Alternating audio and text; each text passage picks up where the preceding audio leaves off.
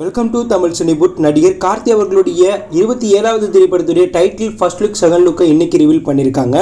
இந்த படத்துக்கு மெய்யழகன்னு டைட்டில் வச்சிருக்காங்க. இந்த படம் 96 திரைப்படத்தை இயக்குன பிரேம்குமார் இயக்கத்தில் கார்த்தி, அரவிந்த் சாமி மற்றும் பலர் நடிக்கிறாங்க. இந்த திரைப்படம் ஃபேமிலி ஃப்ரெண்ட்ஷிப்பை மையமாக கொண்டு உருவாகுது. இந்த திரைப்படம் கூடிய சீக்கிரமாக ரிலீஸ் ஆக போது. இந்த படத்தை 2D என்டர்டெய்னர் தயாரிச்சிருக்காங்க. நடிகர் சிவகார்த்திகேயன் அவர்களுடைய அமரன் திரைப்படத்துடைய இறுதிக்கட்ட ஷூட்டிங்கில் படக்குழு பிஸியாக ஒர்க் பண்ணிட்டு இருக்காங்க.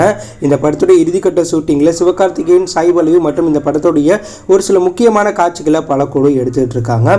இந்த படத்தை படக்குழு செப்டம்பர் அப்படி இல்லைன்னா அக்டோபர் மாதம் நேரடியாக தியேட்டரில் ரிலீஸ் பண்ணுற ஐடியாவில் இருக்கிறதா தகவல் வெளியே இருக்கு. நடிகர் சூர்யா அவர்களுடைய 44வது திரைப்படத்துடைய முதல்கட்ட ஜூன் மாதம் தொடங்க போறாங்க. இந்த நிலையில இந்த படத்துடைய டைட்டில் கிளிப்ஸ் வீடியோ படக்குழு கூடிய சீக்கிரமா ரிவீல் பண்ண போறதா தகவல் வெளியாக இருக்கு. இந்த படத்துடைய முதல் கட்ட ஷூட்டிங் சென்னை, ஊட்டியில எடுக்க போறாங்க. அடுத்தபடியா இந்த திரைப்படத்துடைய ஷூட்டிங்க அந்தமான்ல எடுக்க போறதா தகவல் வெளியாக இருக்கு. இந்த படம் கார்த்திக் சுப்ராஜ் இயக்கத்துல சூர்யா ஹீரோவா நடிக்கிறாங்க. பூஜா ஹெக்டே சூர்யாக்கு பேரா நடிக்கிறாங்க. சந்தோஷ் நாராயணன் இசையமைப்புல இந்த படம் உருவாக போகுது. ரஜினி அவர்களுடைய ஜெயிலர் 2 திரைப்படத்துடைய அப்டேட் வெளியாக இருக்கு.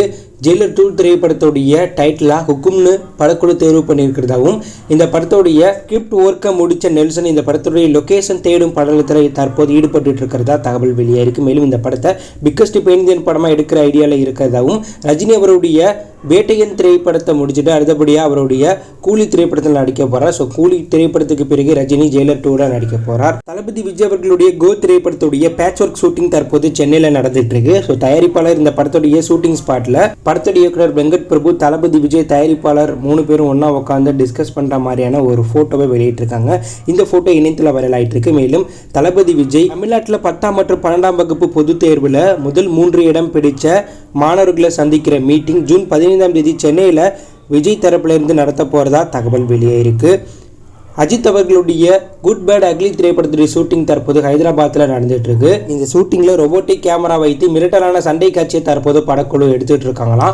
அடுத்தபடியாக படக்குழு மைசூர்ல இந்த படத்துடைய 10 நாள் ஷூட்டிங்கை நடத்த போறாங்க. அடுத்தபடியாக படக்குழு ஜப்பான்ல இந்த திரைப்படத்துடைய ஷூட்டிங்கை நடத்துற ஐடியாவில் இருக்கிறதா தகவல் வெளியாக இருக்கு. ஆதிக் ரவிச்சந்திரன் இயக்கத்தில் உருவாகிற இந்த திரைப்படம் பொங்கல் ஸ்பெஷலா ரிலீஸ் ஆக போகுது. இந்த நிலையில அஜித் அவர்களுடைய 64வது திரைப்படத்துடைய அப்டேட் வெளியாக இருக்கு. அஜித் அவர்களுடைய 64வது திரைப்படத்தை தனி ஒருவன் திரைப்படத்தை இயக்குன மோகன் ராஜா அவர்கள் இயக்க போறதும், அஜித்துக்கு மோகன் ராஜா ஒரு கதை சொல்லி அந்த கதை அஜித்துக்கு பிடிச்சு போயிருக்கிறதா தகவல் வெளியே இருக்கு.